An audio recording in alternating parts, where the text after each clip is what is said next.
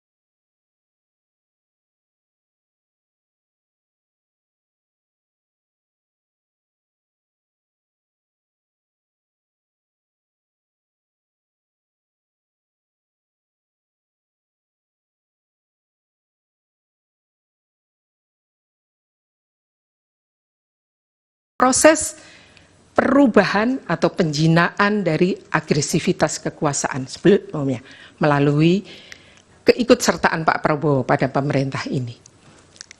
Tiba-tiba sejarah berevolusi dari agresif menjadi kalem. Dan yang kalem ini kemudian diikuti juga dengan seluruh proses pada pemilu yang kita lihat Pak Prabowo berjoget. Risa menilai, joget gemoy Prabowo tidak hanya mengasosiasikan dirinya dengan Jokowi, tetapi juga kesan nyaman yang berbeda dengan citra dirinya saat mencalonkan diri sebagai capres pada Pilpres 2014 dan 2019. Tim Liputan, Kompas TV.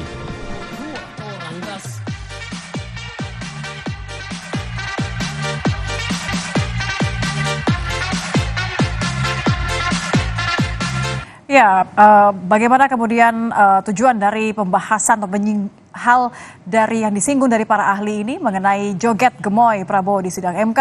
Kita akan bahas bersama Koordinator Komite Pemilih Indonesia, Jerry Sumampo. Selamat malam, Pak Jerry. Ya, selamat malam, Mbak. Pak Jerry dengan Nitya, terima kasih sudah bergabung di Kompas Malam. Selamat malam.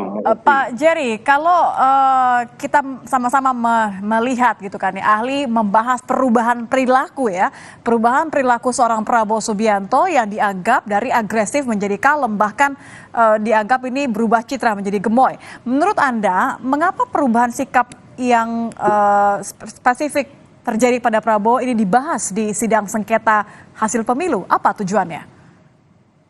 Iya, saya kira tadi Mbak siapa namanya itu ya, sosiolog itu mau mengatakan bahwa sebetulnya dalam pemilu kita ini yang menonjol itu bukan gagasan lagi, tapi bagaimana merebut simpati pemilih dengan gimmick-gimmick yang lucu gitu ya, yang membuat kemudian orang ingat gitu ya.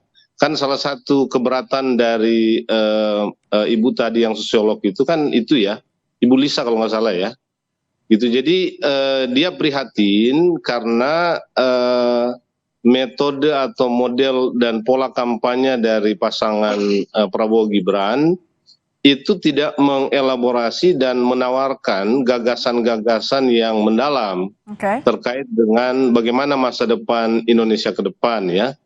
Tapi dengan merebut hati pemilih dengan metode-metode yang sebetulnya tidak substansial gitu ya.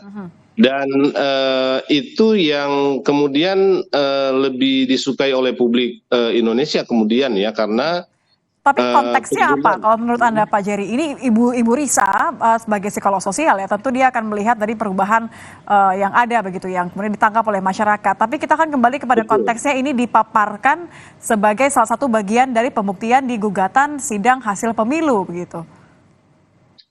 Iya, kan dia mengemukakan itu sebagai bagian dari upaya untuk memperlihatkan bahwa perubahan karakteristik ini memang semata-mata untuk kepentingan mendapatkan suara, dan itu mungkin bagian dari strategi strategi Prabowo bersama-sama dengan Pak Jokowi ya, sehingga memang kemudian Prabowo menampilkan diri sebagai figur yang ramah terhadap publik ya, bukan berkaitan dengan apa yang selama ini digambarkan tentang Prabowo ya, khususnya terkait dengan latar belakangnya sebagai tentara. Dan kita masih ingat peristiwa 98 di mana Prabowo itu juga salah satu aktor ya yang signifikan di sana gitu ya, bahkan dia kena sanksi di sana gitu. Jadi kan Ibu itu tadi berusaha untuk mengungkit sejarah, mengungkit rekam jejak seorang calon presiden yang sekarang menjadi presiden terpilih begitu ya, dengan kaitannya kedekatannya sebagai seorang menteri yang masuk di pemerintahan Jokowi. Tapi lagi-lagi saya ingin bertanya kepada Anda, menurut Anda ini narasinya tuh apa yang diincar narasinya? Karena kan kaitannya tentu adalah sengketa hasil pemilu, bukan lagi mengenai kepantasan begitu, bukan lagi mengenai sikap yang mempengaruhi apakah ada kecurangan atau tidak di pemilu. Ya, itu yang juga saya agak terus terang aja saya agak bingung dengan penjelasan itu ya, karena saya mencari-cari sebetulnya apa kaitan langsung itu dengan sengketa hasil ya. Karena ini kan menjawab pertanyaan yang disampaikan saya lupa oleh siapa tadi ya. Dan saya kira memang itu agak sedikit lepas dari konteks sengketa hasil pemilu ya, karena oleh Ibu Lisa ya. Ya, yang disampaikan oleh Ibu Lisa itu gitu. Jadi itu agak lepas. Saya mungkin karena keterbatasan waktu ya, kan waktu menjelaskannya itu hanya 10 menit dengan banyak sekali pertanyaan, sehingga Ibu Lisanya sendiri itu agak mungkin kebingungan untuk memformulasi jawaban itu dalam kaitan dengan sengketa hasil pemilu ya. Jadi saya kira itu yang terjadi. Tapi saya menangkap begini ya. Dia menjelaskan bahwa secara sosiologis memang ada perubahan Prabowo ya dari pencalonan sebagai presiden yang pertama melawan Jokowi 2014 2019. Yang kedua 2019 melawan Jokowi, dengan yang ketiga ketika dia mencalonkan diri di pemilu 2024 ini gitu ya.